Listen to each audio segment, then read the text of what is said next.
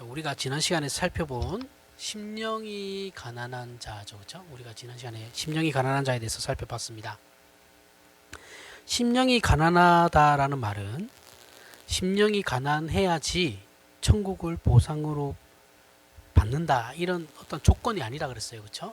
심령이 가난해야지 천국을 너희가 받는다라는 것이 아니라 그랬어요. 심령이 가난하다라는 것은 조건이 아니라 그랬어요. 이것은 신자가 우리가 하나님 앞에 자신의 위치를 확인하는 자각이라 그랬습니다. 자각, 깨달음, 자각의 증상. 즉 하나님을 믿는 사람은, 거듭난 사람은 심령이 가난하다라는 거예요. 이해가시죠? 팔복은 다 그런 거예요. 거듭난 자들의 8가지 증상이라고 할 수 있어요. 그래서 팔복은 우리가 그런 것을 추구해야지 그 뒤에 오는 결과들을 얻게 되는 거다, 그게 아니에요. 그렇게 오해하시면 안 됩니다. 그래서 오늘 살펴보는 말씀은 이제 애통한다, 애통하는 자, 애통하는 게 도대체 뭘까라는 거예요. 자, 애통한다라는 것은 하나님을 믿는 자가 하나님 앞에서 자신의 현실을 자각하고, 잘 들어보십시오. 하나님을 믿는 자가 하나님 앞에서 나의 그 현실을 직시하고 자각하고, 그렇게 직시하게 되므로 지금의 나 자신이 윤리, 도덕 또는 신앙적으로 그 어떤 것으로도 하나님 앞에서 내가 감히 하나님께 범접할 수 없다라는 것을 깨닫게 돼요. 거듭난 사람은 그렇게 돼요. 내가 그 어떤 것으로도 하나님 앞에 내가 당당하게 설 수는 없구나라는 마음이 생기게 된다고요. 깨닫게 돼요. 이러한 사실이 우리 마음에, 내 뼈에 사무친다 그러죠, 그렇죠? 뼈에 사무치도록 통감하는 자각 증세가 애통하는 자예요. 심령이 가난한 것, 애통하는 것. 심령이 가난한 자들은 감각이라 그랬죠. 하나님께서 우리에게 감각을 주신 거라 그랬죠. 심령이 가난한 하나님이란 존재, 우리의 마음이 가난해짐으로 말미암아서 우리가 하나님이란 존재가 알게 되고, 그렇죠? 그 앞에서 그 다음에 어떻게 되겠어요? 애통하는 마음이 있는 거겠죠. 애통함이란 뭐라고요? 내가 하나님 앞에 온전히 설 수 없는 존재구나. 내가 예수 그리스도가 아니라면 하나님 앞에 하나님을 쳐다볼 수도 없는 존재구나. 그걸 아는 거라고요. 이게 애통하는 자예요. 근데 문제는 이런 심령이 가난한 것과 애통하는 것이 왜 우리에게 복이냐라는 거예요. 이거 팔복이잖아요, 그렇죠? 말 그대로 8가지의 복이에요. 신작이 나타나는 8가지 복의 증상이거든요. 왜 그러면 이런 것이 복이 되느냐? 자, 마태복음의 저자 마태는 예수 그리스도를 메시아로 믿지 않고 십자가에 못 박은 자신의 동족의 잘못을 지적하고 있어요. 유태인들의 잘못을 지적하고 있는 거죠. 예수 그리스도를 메시아로 인정하지 않는 그 유태인들을 너네 지금 잘못하고 있는 거야 라고 해서 지적하고 있는 거죠. 지적하면서 예수 그리스도는 구약에서 예언된 그 메시아가 맞아 라고 확인시키고, 그분께서 왜 십자가에서 죽으셔야만 했는지를 자신의 민족에게 알리기 위해서 이 마태복음을 기록했다고 했어요. 오늘 본문의 내용이 바로 마태의 이러한 초점을 정확하게 설명하고 있는 중심 사상입니다. 유대인들은 자신들이 하나님의 백성으로서 모든 조건과 자격이 충분하다고 생각하며 믿고 있어요. 굳이 자신들에게 흠이 있다면 현재 자신들이 처해 있는 로마의 식민지 상황, 이게 자기들에게 그냥 오점일 뿐인 것이지 다른 건 자신들이 오점이 될 게 하나도 없다라고 믿고 있었어요.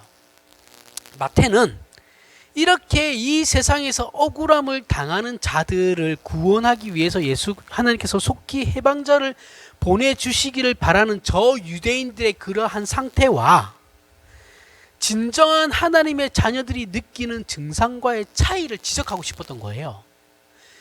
자, 유대인들이 지금 하나님께 바라는 그러한 신앙, 유대인들이 소유하고 있는 그 신앙과 정말 거듭난 자들이 안에서 발생하는 그 신앙, 차이점을 얘기하고 싶은 거예요. 진정 하나님의 부르심을 받은 자들은, 진짜 하나님께 부르심을 받은 자들은 그 심령의 자각 증세가 두드러지게 나타나는데, 이건 안 나타날 수가 없어요. 안 나타난다고 생각하시는 분들은 그분들이 신앙을 좀 생각해 보셔야 될 분들이에요. 안 나타날 수가 없어요. 나타나요. 어떤 마음이냐면 겸비함이에요. 겸비함. 겸비함과 애통함으로 나타난다라는 거예요. 유대인들처럼 자신감이나 자만심이나 넉넉함으로 나타나지 않는다라는 거예요. 이 넉넉하면 우리의 이런 넉넉함이 아니고 오만한 걸 얘기하는 거예요. 내 이웃을 무시하고 괄시하고 이런 식으로 나타나지 않는다라는 거예요. 유대인들은 그렇게 자기네들이 자기네 민족의 우월감으로 나타난 거잖아요, 그렇죠? 신앙의 반응들이 그렇게 나타나고 있잖아요. 근데 그런 식으로 나타나지 않는다라는 걸 얘기하고 있는 거예요. 아니야, 너희들이 지금 너희들처럼 그렇게 생각한 그게 아니야. 기독교 신앙은, 하나님을 섬긴다라는 신앙은 그런 식으로 나타나지 않아. 이걸 얘기하는 거라고요.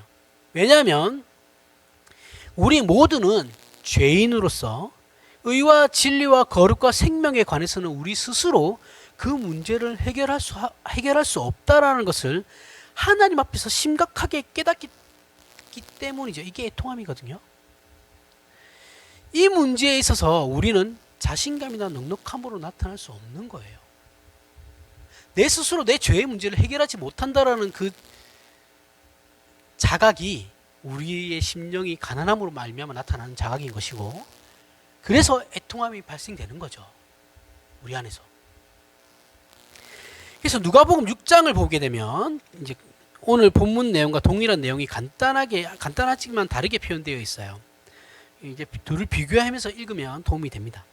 자, 예수께서 가르치신 산상수훈을 마태복음에서는 5장부터 7장까지 걸쳐서 이제 5, 6, 7, 3장에 걸쳐서 이제 기록하고 있죠. 그렇죠? 근데 누가복음은 딱 한 장이에요. 6장에 걸쳐서 간단하게 끝내버립니다. 이건 왜 그 차이가 있냐면, 아까 얘기했듯이 성경 저자들이 성경을 어느 부분에 중점을 두고 기록했느냐에 따라서 차이가 나는 거예요. 마태는 유대인들의 메시아에 대한 편견과 잘못된 선입견을 지적하고 고치기 위해서 마태복음을 기록한 것이고, 누가는 이방인을 위해서 예수 그리스도의 전 생애를 전반적으로 고루고루 다뤄야 되기 때문에 이렇게 한 것이에요. 그런 차이가 있습니다. 자, 누가복음 6장 20절부터 26절. 예수께서 눈을 들어 제자들을 보시고 이르시되, 너희 가난한 자는 복이 있나니 하나님의 나라가 너희 것이미요. 지금 줄인 자는 복이 있나니 너희가 배부름을 얻을 것이미요. 지금 우는 자는 복이 있나니 너희가 웃을 것이미요. 인자로 말미암아 사람들이 너희를 미워하며 멀리하고 욕하고 너희 이름을 악하다 하여 버릴 때에는 너희에게 복이 있도다. 그날에 기뻐하고 뛰놀라. 하늘에서 너희 상이 큼이라. 그들의 조상들이 선지자들에게 이와 같이 하였느니라. 그러나 화 있을진저 너희 부요한 자여, 너희는 너희의 위로를 이미 받았도다. 화 있을진저 너희 지금 배부른 자여, 너희는 줄이리로다. 화 있을진저 너희 지금 웃는 자여, 너희가 애통하며 울리로다. 모든 사람이 너희를 칭찬하면 화가 있도다. 그들의 조상들이 거짓 선지자들에게 이와 같이 하였느니라. 자, 여기서 말하는 가난한 자, 줄인 자라는 것은 경제적인 부분을 얘기하는 게 아니에요. 뭐 돈이 있고 없고의 차이, 그 얘기를 하는 게 아니에요. 하나님 앞에서 겸비한 자를 얘기하는 겁니다. 그 마태복음 5장에 나는 가난한 마음을 얘기하는 거예요. 심령이 가난한 자. 이것과 비교되는 사람이 뭐예요? 화 있을진저 너희 부요한 자요, 너희 지금 배부른 자요. 이들은 하나님 앞에서 자만심으로 가득 차 있는 사람들이죠. 이게 지금 유대인들을 얘기하는 거야. 유대인들에 대해서 얘기하고 있는 거예요. 비교하고 있는 것이죠. 성경이 지금 말하려고 하는 것은, 우리 신자된 확인은 심령의 가난함과 애통함으로 나오지 자기 자만심으로 절대 나오지 않는다라는 것을 확인시키고 계시다라는 거죠. 우리의 이해를 돕기 위해서 요한계시록 3장을 볼까요? 요한계시록 3장 14절부터 18절입니다. 라오디게아 교회의 사자에게 편지하라. 아멘이시오. 충성되고 참된 증인이시오. 하나님의 창조의 근본이시니가 이르시되 내가 내 행위를 아노니 내가 차지도 아니하고 뜨겁지도 아니하도다. 내가 차든지 뜨겁든지 하기를 원하노라. 내가 이같이 미지근하여 뜨겁지도 아니하고 차지도 아니하니 내 입에서 너를 토하여 버리리라. 내가 말하기를 나는 부자라. 동일한 말이 나오죠. 나는 부자라. 부요하여 부족한 것이 없다 하나 내 공고한 것과 가련한 것과 가난한 것과 눈먼 것과 벌거벗은 것을 알지 못하는도다. 내가 너를 권하노니 내게서 불로 연단한 금을 사서 부요하게 하고 흰 옷을 사서 입어 벌거벗은 수치를 보이지 않게 하고 안약을 사서 눈에 발라 보게 하라. 아멘. 자, 라오디게아 교회 교인들은 자신들 스스로가 자신에게 뭐라고 하냐면 나는 부자다. 나는 부유하고 부족한 것이 없다라고 얘기해요. 그렇게 생각하고 있는 거예요. 자, 이건 동일한 말씀이에요. 물질적인 얘기를 하는 게 아니에요. 물질적인 것을 얘기하는 것이 아니고 신앙적인 차원에서 자신들은 신자로서 합격점에 이른 자들이다라는 거예요. 우리가 이렇게 열심히 하기 때문에 우리가 구원을 얻게 된 거다라는 얘기예요. 자신감과 자만심에 가득 차 있는 모습입니다. 그러나 하나님께서는 이들을 향해 너희는 곤고하고 가련하여 가난하고 눈멀고 벌거벗은 상태다라고 말씀하시는 것이죠. 라오디게아 교회 교인들은 자신들을 향한 자신 스스로가 자기들 스스로가 됐어, 이만하면 됐어, 충분해 라고 생각했지만 예수님은 그렇게 말씀하지 않다는 거죠. 아니, 너희는 전혀 그렇지 않아. 동일하게 마태복음에서 마태는 유대인들의 할례나 율법과 같은 선민이라는 그런 그들의 민족적인 어떤 특권으로 말미암아 그들이 가지고 있는 자신감과 자만심과 교만함과 우월감을 공격하고 있는 것이죠. 마태는 성경은 그런 특권 의식이 하나님의 백성으로 하나님께 복받은 자의 증표가 아니라고 말하는 거예요. 그러한 우월의식이나 특권의식이 신자들에게 나올 수 없는 반응이라고 얘기하고 있다고요. 오히려 하나님의 백성된 복받은 자의 표는 심령이 가난하고 애통하는 것으로 나타난다라고 얘기하고 있다고요. 좀 더 구체적으로 살펴보면 시편 51편을 찾아보겠습니다. 시편 51편, 이 시는 다윗이 이제 밧세바 사건으로 하나님께 죄를 지음으로 말미암아 처절하게 회개하는 시의 내용입니다. 제가 읽어보겠습니다. 하나님이여 주의 인자를 따라 내게 은혜를 베푸시며 주의 많은 긍휼을 따라 내 죄악을 지워주소서. 나의 죄악을 맑게 씻으시며 나의 죄를 깨끗이 제하소서. 물은 나는 내 죄가를 하오니 내 죄가 항상 내 앞에 있나이다. 내가 주께만 범죄하여 주의 목전에 악을 행하였사오니 주께서 말씀하실 때에 의로우시다 하고 주께서 심판하실 때에 순전하시다 하리다. 내가 죄악 중에서 출생하였으며 어머니가 죄 중에서 나를 잉태하였나이다. 보소서 주께서는 중심이 진실하심을 원하시오니 내게 지혜를 은밀히 가르치시리이다. 우슬초로 나를 정결하게 하소서. 내가 정하리이다. 나의 죄를 씻어주소서. 내가 눈보다 희리이다. 내게 즐겁고 기쁜 소리를 들려주시사 주께서 꺾으신 뼈들로 즐거워하게 하소서. 주의 얼굴을 내 죄에서 돌이키시며 내 모든 죄악을 지워주소서. 하나님이여 내 속에 정한 마음을 창조하시고 내 안에 정직한 영을 새롭게 하소서.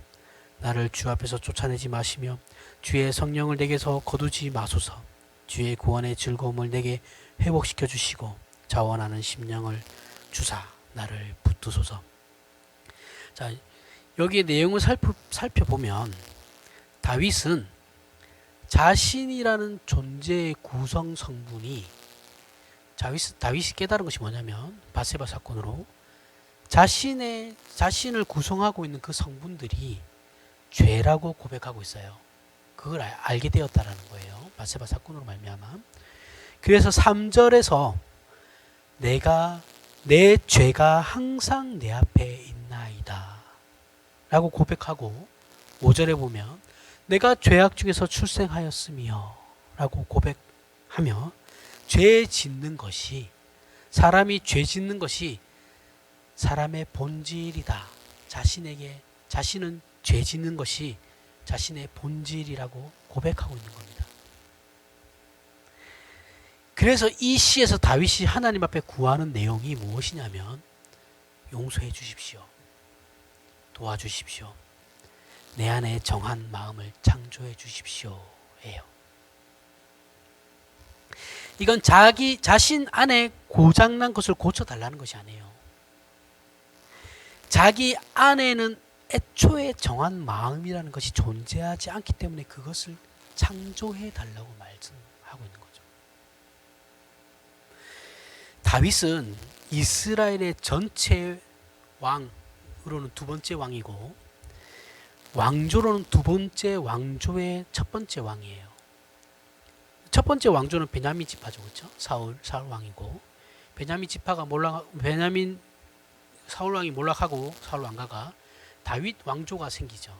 다 유다 족속이죠, 그렇죠? 유다 왕조가 생기는 거예요. 왕조는 바뀌죠. 하지만 어쨌든 두 번째 왕, 이스라엘의 두 번째 왕으로 이제 등극하게 됩니다. 그는 8 형제 중에 막내였어요. 이 당시에 막내는 사람 취급 못 받거든요. 솔직히 장남 아니면 사람 취급 못 받는 시대였어요. 그렇죠? 우리 조선시대도 그렇잖아요. 우리 멀리 갈 필요도 없습니다. 우리도 한 30, 40년 전만 해도 그랬죠, 그렇죠? 장남 아니면 사람 취급 못 받잖아요, 집에서. 이스라엘과 블레셋과의 전투에서 다윗이 어렸을 때 아버지의 심부름으로 형들에게 도시락을 전해주러 갔었죠, 그렇죠? 그때 어린 나이였어요. 어린 나이에도 불구하고 골리앗이 그 하나님을 모욕하자 열받아서 뛰쳐나갔어요. 그죠? 그래서 싸워서 이겨요. 이스라엘의 구국의 영웅이 돼요. 하지만 이 일로 말미암아 사울 왕이 어때요? 시기 질투를 받아 하루아침에 역적이 돼요. 그죠? 그래서 도망 다닙니다. 사위한테도 그래요. 사위였거든요, 다윗이. 사울 왕이 딸과 결혼했었으니까 사위인데도 죽이려고 막 그랬었어요. 그런데 다윗은 이렇게 억울한 상황이죠, 그렇죠? 세상 억울합니다. 이렇게 억울할 수 없죠. 자기에게 잘못을 얘기한다면 굳이 이스라엘을 위해서 열심히 싸운 것밖에 없는데 백성들이 자기를 칭송하니까 억울하게 죽음으로 내몰리는 거예요. 도망 다닙니다. 역적이 됐어요. 그런데 다윗은 이렇게 억울한 상황에서도 사울 왕이나 그의 명령으로 자신을 잡으러 온 자들에게 어떠한 대적 행위도 하지 않아요. 도망만 다닙니다. 그냥 피해 다니는 거예요. 결국 다윗과 그 무리들은 이스라엘의 적국인 블레셋으로 망명까지 하게 되죠. 미신 척하고 그러죠. 거기서 막 침 질질 흘리면서 막 이런 것도 하고 뭐 이상한 짓 많이 해요. 자존심 다 상하고. 거기서도 의심을 받으면서 이제 비참한 신세로 지내요. 그러다가 이제 사울이 전쟁에서 죽게 되자 이제 이스라엘을 돌아와서 왕이 되는 것이죠. 다윗이 이스라엘의 왕이 될 때까지의 생애를, 왕이 될 때까지의 그 생애를 보면 하나님 앞에서 크게 죄를 지은 건 없어요. 죄를 지은 열심이었죠. 열심의 특심이었습니다. 나라를 구하는 일에 있어서도 그렇고 억울하게 도망다니는 일에 있어서도 죄를 짓지는 않았어요. 다윗이 왕이 된 다음에도 어떻게 돼요? 그는 자신을 그렇게 괴롭히던 사울 왕과 그러면서 동시에 왕이 되었음에도 불구하고 그 왕으로 인정하지 않는 그 사울 왕가에 대해서 일체 보복도 하지 않습니다. 그죠? 오히려 누리게끔 해주죠. 그렇게 자신에게 일어났던 모든 어려움이나 고난들은 잘 넘겼어요. 잘 넘기고 이제 자신의 인생과 외부로부터의 위협 그리고 내전으로부터 안정이 되자 바로 다윗이 밧세바 사건을 일으킨 거예요. 이렇게 설명하는 이유는 다윗이 밧세바 사건이라는 죄를 지을 때 그 다윗의 그 상태를 우리가 살펴볼 필요가 있습니다. 그걸 이해하고 있어야 돼요. 그래야지 왜 다윗이 갑자기 뜬금없이 이러한 짓을 했을까라는 것을 우리가 이해할 수 있게 돼요. 자, 나단 선지자가 다윗이 밧세바 사건을 일으키고 이제 뭐 가만히 있자. 이제 하나님께서 나단 선지자를 보내요. 하나님께서 다윗을 되게 아끼셨죠.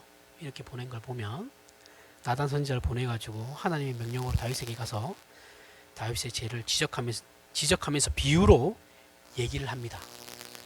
어떤 마을, 왕이요. 어떤 마을에 두 사람이 있습니다. 두 사람이 있는데 한 사람은 전답과 가축과 종도 많이 있는 부자였고, 한 사람은 다른 건 없고 그저 새끼 양 한 마리를 가족처럼 아끼며 서로 위로하며 살아가는 한 사람이었습니다.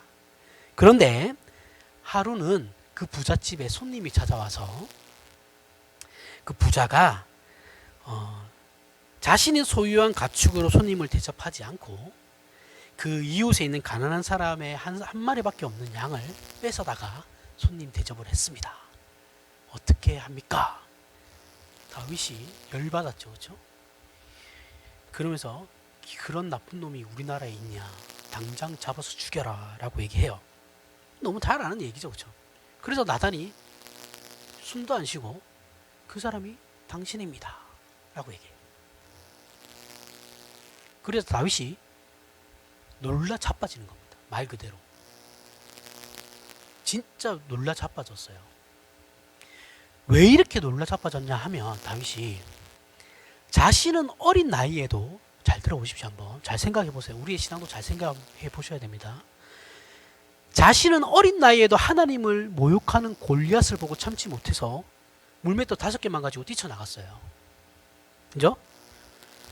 그리고 자신을 죽이려고 하던 사울 왕이 하나님께서 세우신 기름 부으신 자라기 때문에 그에게 대들지도 않았어요.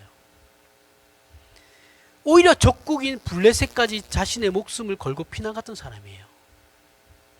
이런 다윗이 자신이 엄청난 죄를 짓는 동안에 자기 스스로 죄를 짓고 있다는 인식조차 하지 못했다는 사실에 다윗이 지금 놀란 거예요. 이렇게 하나님에 대해 열심이고 진심이고 열정을 가진 자가 자기가 이렇게 심각한 사람을 죽이는 죄를 짓는데 그걸 죄로 인식하지도 못하고 있는 상태였다고요. 거기에 자기 자신이 놀란 거예요. 자신이 정말 선한 사람이라면 죄를 지을 때 거슬리는 느낌이라도 있었어야 되는데 전혀 그렇지 않다는 것에 자기 스스로 놀란 거예요.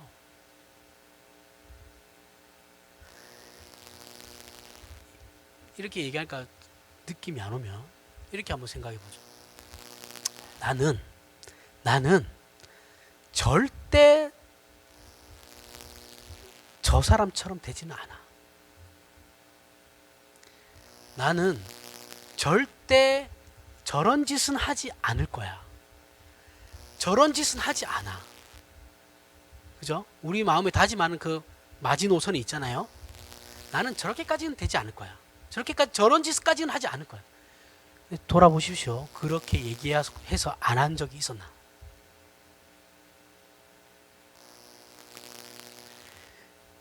하고 나서 그 감각이 있었나요?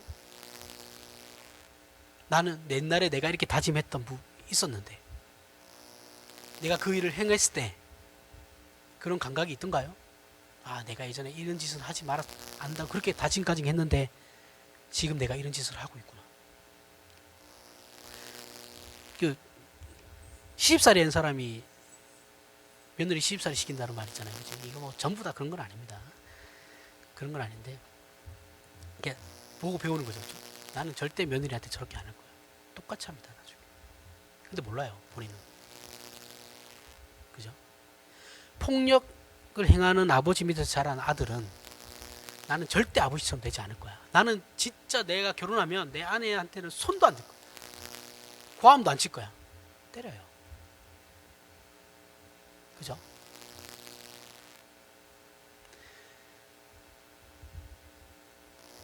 그때 그 감각이 있더냐라는 거예요.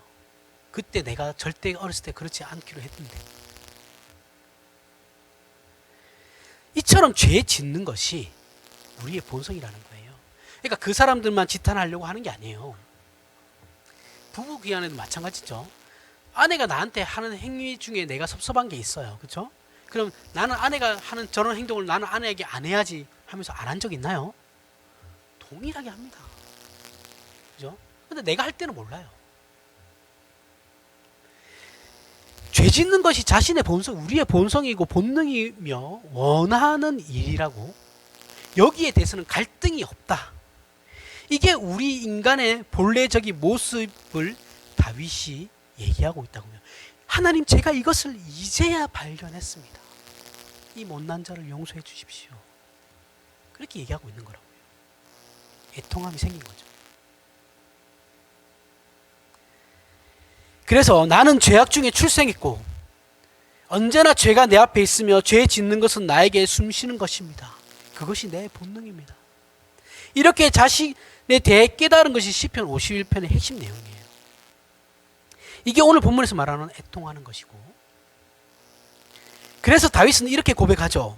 16절 17절에 보면 주께서는 제사를 기뻐하지 아니하시나니 그렇지 아니하면 내가 드렸을 것이라. 주는 번제를 기뻐하지 아니하시나이다. 하나님께서 구하시는 제사는 상한 심령이라. 하나님이여 상하고 통회하는 마음을 주께서 멸시하지 아니하시리이다. 여기서 제사가 나오죠. 그렇죠? 제사는 구약에서 하나님께서 허락하신 제사라는 건 제사를 통해서 우리가 하나님께 나아갈 수 있는 거죠. 그죠? 제물의 그 피를 통해서 우리가 하나님 앞에 나아가. 그러니까 이것이 없으면 구약 시대에는 사람이 스스로 하나님 앞에 나아갈 수 없다라는 것을 얘기하는 거거든요. 증명하는 거예요. 제사라는 게. 인간은 죄인이기 때문에 거룩하신 하나님 앞에 스스로 설 수 없다라는 것을 말하고 있는 거예요. 그게 제사 제도예요. 그래서 먼저 우리의 죄를 해결해야 된다는 것이 제사를 드리는 이유죠. 원래는 우리가 죄로 말미암아 죽어야 하는데 하나님께서 우리를 사랑하셔서 우리 대신 짐승을 죽이시는 것으로 우리와 만나기를 허락하셨다라는 거예요. 이게 제사의 의미예요. 그런데 유대인들은 그 제사를 어떻게 생각하고 있느냐 하면, 이건 지금도 마찬가지예요. 이 사람들 정말 골치 아픈데, 자신들이 하나님을 만나고 그 하나님을 만난 조건을 제시한 것으로 오해하는 거예요. 내가 하나님 이만한 거 드렸으니까 하나님 날 만나 주셔야만 됩니다. 이거예요. 유대인들 입장에서는. 자기들이 하나님께 이런저런 선물을 드렸으니까 자신들은 하나님 앞에 어떤 종교적인 자격을 이제 얻게 되어서 당당하게 나갈 수 있다라고 얘기하는 신앙의 자세가 유대교예요. 그런데 다윗은 이렇게 말하는 거예요. 그게 아니다. 그게 아니고 하나님께서 구하시는 제사는 우리의 상한 심령이야. 그러한 제물들이 아니고 유대인들이 생각하고 있는 제사, 너희들의 그러한 개념이 아니야. 만약 우리가 하나님을 만나는 데 있어서 하나님께서 우리에게 어떤 조건과 자격을 제시하신다면 세상에 하나님을 만날 수 있는 사람은 한 명도 없습니다. 우리가 하나님을 만나는 조건이 있다면, 지금 우리가 하나님을 만날 수 있는 조건이 있다면 어떤 조건이 있냐면요, 하나님 부디 긍휼히 여겨주시옵소서, 불쌍히 여겨주시옵소서, 이거밖에 없어요. 애통과 눈물과 애걸하는 것밖에 없다고요. 우리가 하나님을 만날 수 있는 방법은 그것도 하나님이 찾아오셔야 되는 거예요. 하나님께서 은혜와 자비로 먼저 우리를 만나주지 않는 한 우리 쪽에서 하나님께 조건을 제시할 방법은 이 세상에는 존재하지 않습니다. 우리가 어떤 짓을 해도 우리 쪽에서 하나님을 만날 방법은 없어요. 아무리 미친 짓을 해보십시오. 하나님 만나주나. 불신자들에게는 갈등이라는 것이 없죠. 그렇죠? 우리가 고민하는 갈등이 없다라는 말씀이에요. 자, 거듭나지 못한 사람들은 죄가 그 주인이에요. 그죠? 죄가 그 주인이고 죄의 자녀들입니다. 그의 본성은 죄를 좋아라 해요. 그래서 왜냐하면 본성이기 때문에 어쩔 수 없는 거예요. 기껏해야 양심, 보편적 윤리, 보편 윤리로 인해서 약간의 꺼리낌이 있는 정도죠. 그게 불신자들의 상태예요. 근데 신자는 죄가 주인이 아니에요. 우리는 더 이상 죄의 노예가 아니에요. 죄의 자녀가 아니에요. 신분이 바뀌었다 그랬죠. 그렇죠? 죄가 더 이상 우리 신자를 사로잡지 못해요. 우리는 하나님의 자녀거든요. 그래서 죄는 신자들에게 공갈, 협박, 시험, 유혹 등을 행할 수는 있지만 우리의 주인으로서 우리를 독차지할 수는 없어요. 그래서 신자의 입장에서는 내가 원하지 않는데 죄 짓는 일은 없어요. 잘 생각해 보셔야 됩니다. 내가 죄 짓는 데 있어서 내가 그걸 원하지 않아서 죄를 짓는 일은 없어요. 신자들은 스스로 다 죄를 짓는 거예요. 불신자하고는 달라요. 왜요? 우리는 죄의 노예가 아니니까. 신자는 스스로 죄에게 자신을 팔아먹어야 죄를 지을 수 있어요.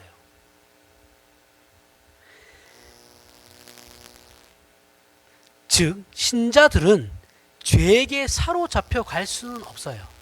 죄가 우리를 어떻게 할 수는 없어요. 하지만 죄에게 우리를 스스로 팔아먹는 것은 가능해요. 그래서 신자들이 짓는 죄는 전부 우리의 책임이라고요. 하나님께서 우리에게 책임을 물으신다고요. 우리가 신앙함에 있어서 거의 실패하죠. 우리가 신자지만 우리가 신앙적으로 살아가는 데 있어서 거의 실패합니다. 그렇죠? 성공하는 사람 잘 없습니다. 그 이유는 우리의 신앙이 강하지 못해서 우리가 죄의 유혹과 협박 앞에 쉽게 굴복하기 때문인 것이죠. 이때 우리가 발견하고 깨닫게 되는 것이 우리가 죄를 이길 수 있는 신앙의 힘들은 원래 우리가 가진 것이 아니다라는 것을 알게 돼요. 확인하게 되죠. 우리 신앙의 승리는 전부 예수 그리스도의 십자가로부터 그 근거와 뿌리가 비롯되는 것이죠. 우리에게 있어서 신앙의 승리는 언제나 우리의 힘이 아니에요. 우리가 승리할 수 있는 건 우리가 잘나서 승리하는 것이 아니라 예수 그리스도께서 이미 승리하셨기 때문인 것이죠. 예수 그리스도의 십자가 때문인 것이고 그분께 우리가 도우심을 구할 때 비로소 거기로부터 우리가 져야 할 그 승리의 책임을 감당할 수 있는 힘을 얻게 되는 거예요. 힘을 얻게 되는 거라고요. 내가 어떤 내 힘으로 승리하는 것이 아니고 예수 그리스도의 승리하심이 우리에게 위로가 돼서 그것을 승리할 수 있는 힘을 얻게 되는 거예요. 죄를 짓지 않는 것은 확실히 신자된 우리의 책임입니다. 맞아요. 우리는 죄를 안 지으려고 노력하는 책임을 있어요. 우리에게. 하지만 그 뿌리, 우리가 죄를 짓지 않으려고 하는 그 노력, 그 뿌리는 우리 자신에게 있는 것이 아니에요. 예수 그리스도께 있는 거예요. 이게 이해가 되셔야 돼요. 이게 이해가 안 되면 신비주의자들이 하는 그런 짓들을 맨날 하게 되는 거예요. 쓸데없는 그런. 예수의 이름으로 명하노니 묻기시는 뭘 명합니까? 명하기는. 그런 거. 그런 짓 할 시간에 본인 자신이나 좀 돌아보세요. 제발. 본인 자신은 돌아보지도 않으면서 맨날 뭘 그렇게 시끄럽게 떠들어댑니까? 교회에서. 잘나가지고. 그죠? 자, 제가 이렇게 말하는 이유는 오늘 본문에 등장하는 애통하는 자는 윤리 도덕적으로 자신감을 가지고 있는 사람 또는 일반적인 어떤 종교적인 차원에서 자신감을 가지고 있는 사람들에게 말하는 건데 너희들은 다 틀렸어. 그걸 확인시키기 위해서예요. 그의 거짓된 자만심을 벗겨내기 위해서 등장하는 거예요. 애통하는 자가. 인간의 실제적인 복, 신자에게 하나님의 자녀된 확인은 그런 것이 아닌 심령의 문제, 우리의 영적인 문제라고 말을 하고 있는 거라고요. 영적인 문제라고 해서 어떤 신비적인 게 아니에요. 우리의 인격, 우리 안의 마음, 그걸 말하는 거라고요. 하나님 앞에서 자기 존재를 확인할 때 인간은 절대 자신감을 가지고 하나님께 나아갈 수 없다는 것을 확인시키는 말씀이라고요. 내가 정말 하나님 앞에서 내가 하나님 앞에 서 있다는 것을 확인하게 될 때 절대 우리는 자신감으로 하나님 앞에 나아갈 수 없다는 것을 확인시키는 말씀이라고요. 실제로 우리가 하나님 앞에 서면 여러분 한번 상상해 보십시오. 내가 지금 하나님 앞에 서 있다라고 상상해 보세요. 그럼 우리가 하나님 앞에 할 수 있는 것이 뭐겠어요? 뭘 할 수 있을 것 같아요, 여러분들은? 저는요, 진짜 제가 지금이라도 하나님 앞에 서 있다고 있잖아요. 그럼 저는 벌벌 떨 것 같아요. 엎드려가지고 아무 말도 못 할 것 같아요. 그렇지 않아요? 제가 어찌됐든 음악을 전공했거든요. 학부를. 음악을 전공해 제가 기타를 전공했어요. 딴딴하다가 실력이 없어서 그만뒀는데 기타를 정말 잘 치시는 분들이 있잖아요. 그렇죠? 프로 뮤지션들을 보면 그 사람들을 실제로 만나면 제가 막 이런 질문도 하고 저런 질문도 하고 싶잖아요. 어떻게 하면 그렇게 그런 플레이는 어떻게 하는 겁니까? 어떻게 하면 그런 사운드를 만들어낼 수 있어요? 이런 걸 막 질문하고 싶은 게 너무 많거든요. 근데 정작 그런 사람 앞에 서잖아요. 아무 말도 못합니다. 멍하니 있어요. 왜요? 보는 것만으로도 그냥 놀라는 거예요. 내 자신이. 질문을 저한테 하잖아요. 아무 말도 못합니다. 평소에 알고 있던 것도 대답 못해요. 그런데 고작 사람 앞에 서는 것도 그런데 하나님 앞에 우리가 서 있다고 생각해 보십시오. 제가 단언하건대 전부 다 엎드려가지고 살려달라고 말 거예요. 하나님, 제발 살려주십시오. 그런 게 권위죠. 성경의 인물들은 다 그랬어요. 하나님 앞에 살려달라고 했지 하나님 앞에 떳떳했던 사람 아무도 없습니다. 여기서 한 걸음 더 나아가서 우리가 신자된 현실 속에서 겪게 되는 신앙의 실패들까지 이것과 연결해서 생각해보면 우리가 현재를 살아가면서 실패하는 신앙의 실패들까지 이것과 연결하면 우리는 우리가 신앙의 실패를 맛볼 때마다 우리 신앙의 뿌리와 핵심적인 근원인 언제나 예수 그리스도의 십자가에 있었지 나에게 있지 않다는 것을 확인해야만 여러분들 이걸 확인해야만 여러분들이 나락에 떨어졌을 때 절망과 좌절을 이겨낼 수 있어요. 제가 아까 얘기했죠. 나는 절대 저러지 않을 거야 라고 했는데 어느 순간 돌아보니 내가 그 짓을 하고 있어요. 이것을 깨닫게 됐을 때 사람이 얼마나 절망하는지 몰라요. 좌절합니다. 좌절. 저도 수없이 많은 겪은 일이거든요. 나는 저것만큼은 하지 않을 거야. 아니요. 저도 어느 순간 하고 있어요. 그걸 어느 순간 깨닫게 됐을 때 정말 쥐구멍이 있으면 쥐구멍이라도 들어가고 싶어요. 그냥 그때는 우는 거 말고는 할 수 있는 게 없었어요. 내 부족함이고 내 연약함이니까. 그렇죠? 하지만 이러할 때 우리가 그런 문제들로부터 승리할 수 있다는 것은 우리는 자격이 없어요. 예수 그리스도 때문에 가능하게 된 거예요. 무슨 말인지 아시겠어요? 예수 그리스도의 십자가에 우리가 지고 가야 되는 건 그런 거예요. 내 어떤 조건으로 나의 어떤 것으로 그 상황에서 벗어날 수 없어요. 어떻게 벗어납니까? 내가 못났다는 걸 아는데 뭘 해도 못났을 텐데. 근데 그렇지 않다라는 거예요. 그래서 예수 그리스도께서 십자가에 죽으신 거죠. 죄의 문제만이 아니라 우리가 하나님 자녀답게 살게 하기 위해서 우리에게 그러한 승리를 주시기 위해서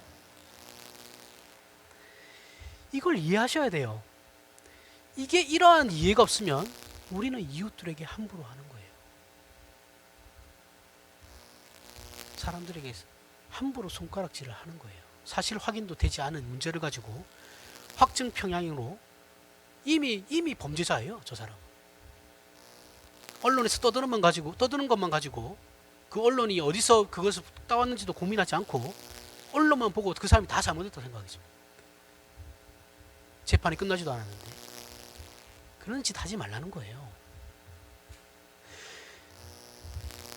어떠한 합리적인 증거를 들어서 의혹을 제시하는 건 의심할 수는 있죠. 누가 봐도 아닌데, 조금만 찾아보면 아닌 걸 아는데 그걸 가지고 사람을 몰아가요. 전 국민이 다 그러고 있어요. 그 사람 죽어야 됩니까 그러면? 죽어야지 그만두나요? 왜 사람들이 그렇게 모질아요? 왜 한 사람을 죽여야만 해요? 확정? 아니 뭐 명확한 증거도 없는데 왜 그러냐고요 도대체.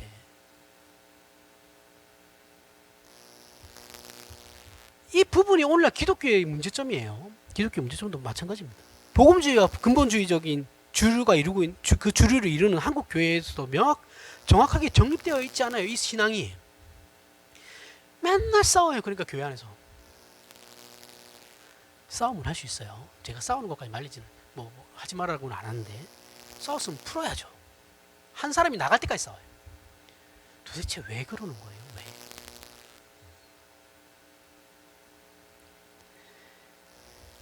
그래서 하나님을 믿는다고 하면서도 신앙적으로 실패를 몇 번 하고 나면 우리는 어떻게 생각하냐면 이러한 개념이 없으니까 예수 그리스도로 내가 승리할 수 있다는 것을 내가 아닌 예수 그리스도로 승리할 수 있다는 것을 그걸 인지하지 못하니까 사람들이 몇 번 이렇게 실수해버리면 어떻게 생각하냐면 아, 난 안 되나 보다. 나는 구원받은 자가 아닌가 봐. 이렇게 해서 나가버려요. 잘못 가르친 거잖아요. 교회에서. 안 그래요? 그러나 원래 우리의 시작은 내 자신을 근거로 하지 않아요. 그런 우리 기독교 신앙은 나를 근거로 해서 시작되는 신앙이 아니에요. 이것을 반드시 여러분 기억하셔야 됩니다. 내가 왜 저 사람과 사이가 나쁘다고 해서 내가 교회를 왜 안 나와야 돼요? 나는 교회에 가는 게 하나님과 나와의 관계인 것이지 저 사람과의 관계는 아니잖아요. 왜 내가 저 사람 때문에 내 신앙을 손해를 보느냐고요. 불편한 거는 불편한 거고 시간이 걸리더라도 오셔야죠. 와서 해결을 해야죠. 당장 해결하는 게 아니잖아요. 왜 섭섭병 같은 거 걸려가지고 교회 안 나오고 제발 섭섭병 걸리지 마십시오. 교회에서 제일 무서운 게 섭섭병이잖아요. 그렇죠? 그런 거 하지 마세요. 우리가 하나님과 화목하게 된 것은 내가 하나님이 기뻐할 어떤 조건과 재물을 가지고 하나님과 합의를 본 것이 아니에요. 내가 어떠한 것을 가지고 하나님 내가 이제부터 이렇게 할 거니까 하나님 나 구원시켜 주십시오. 이 정도로 하시죠. 쇼부 봐서 내가 구원 얻은 게 아니라고요. 늘 얘기하지만 우리는 우리 자신들이 어떤 상태인지 어떤 존재인지 아무것도 모르고 있는 상태에서 하나님이 우리를 먼저 찾아오신 거예요. 그래서 어두운 우리의 심령의 빛을 비춰 주심으로 비로소 우리는 눈을 떠서 우리의 현실을 알게 된 것이라고요. 그렇게 현실을 직시하게 되니까 우리에게 어떠한 반응이 일어나느냐 하면 큰일 났네. 내가 이대로 살면 안 되는구나. 안 되는 거였구나. 하나님 제발 나를 붙들어 주십시오. 이러한 반응이 나오는 거잖아요. 하나님이 먼저 찾아오셔서 생기게 되는 알미고 반응인 것이죠. 그래서 우리를 하나님과 화목시키시며 우리의 죄를 예수 그리스도의 십자가로 사해 주신 겁니다. 하나님께서 우리를 붙잡으신 것이지 우리가 먼저 하나님을 붙잡은 것이 아니에요. 이거는 제가 죽는 그날까지 얘기할 거예요. 나에게 어떤 조건이나 자격이 있어서가 아니고 내 열심히 하나님을 감동시킨 것도 아니라고요. 하나님께서 먼저 아무것도 모르고 있던 나에게 찾아오셔서 나를 붙잡으신 거예요. 이렇게 우리는 예수 그리스도를 힘입어 하나님의 사람이 된 거라고요. 그리고 예수 그리스도를 힘입어 우리의 필요한 모든 능력과 지혜와 지식을 공급받게 되는 것이죠. 하지만 이건 동시에 우리의 책임으로 주어져요. 이해가 가세요? 영어를 잘하려고 저는 영어 못합니다. 참고로 정말 못해요. 정말 못합니다. 중학교 영어 실력도 안 돼요. 저는. 자, 영어를 잘하려면 영어책을 그냥 가지고만 있으면 절대 저는 영어책 누구 못지않게 많이 갖고 있었거든요. 욕심은 있었어요. 근데 영어 공부를 하지 않았어요. 책만 가지고 있으면 안 되죠. 저처럼. 그죠? 어떻게 해야 돼요? 영어를 잘하려면 그걸 가지고 공부를 해야 되는 거죠. 영어를 잘하려면 영어책을 가지고만 있는 것이 아니라 그 영어책을 가지고 그 안에 내용을 쓰고 외우고 공부를 해야 영어를 잘하는 거예요. 똑같이 우리도 우리가 예수 그리스도를 우리 안에 소유하고 있다고 한다면 그 예수 그리스도께서 원하시는 일을 우리가 행하고 모르면 묻고 제발 물으십시오. 묻고 도우심을 구하고 그렇게 얻게 된 힘을 제대로 사용해야지만 그것이 내 실력이 되는 거라고요. 이게 하루아침에 되겠어요? 안 되죠. 이게 나 혼자 되겠어요? 안 되죠. 그러니까 교회 공동체가 있는 거죠. 이것이 기독교 신앙입니다. 우리의 실패는 언제나 예수 그리스도를 의지하지 않고 나 홀로 서 있을 때 실패해요. 그렇죠? 이럴 때 우리 자신은 내가 허당이라는 걸 발견하게 되죠. 나에게 그 어떤 선함도 능력도 지혜도 없다는 것을 발견하게 돼요. 그리고 좌절하죠. 하지만 이럴 때 우리는 좌절과 체념으로만 가면 안 돼요. 왜냐하면 우리의 신자된 시작부터 그 시작부터가 우리 안에 어떤 것이 자라나서 된 것이 아니에요. 우리 스스로 우리 안에 어떤 것을 만들어내서 된 것이 아니죠. 모든 신자들이 이것을 확인해야 된다는 거예요. 그것은 심령의 가난과 애통으로부터 출발하는 예수 그리스도의 십자가로부터 시작된 거예요. 하나님이 시작하신 거라고요. 우리 안에 심으신 거라고요. 우리가 혹시 무너지거나 넘어지거든 그건 우리가 예수를 놓고 혼자 서 있어서 넘어지게 된 것을 확인하셔야 돼요. 그렇다고 해서 바로 회복되고 이런 건 또 없어요. 우리도 과정이라는 게 있으니까. 하나님의 도우심을 구하고 하나님을 힘입어 하나님으로부터만 싸움에서 이길 수 있는 힘과 지혜와 능력을 공급받을 수 있는 것을 확인하여 하나님께로 돌아오시길 바랍니다. 이것이 성경이 우리에게 가르치는 것이고 신자의 신자된 근거들이며 언제나 우리의 기도를 들어주시는 하나님 아버지의 은혜입니다. 기도하겠습니다.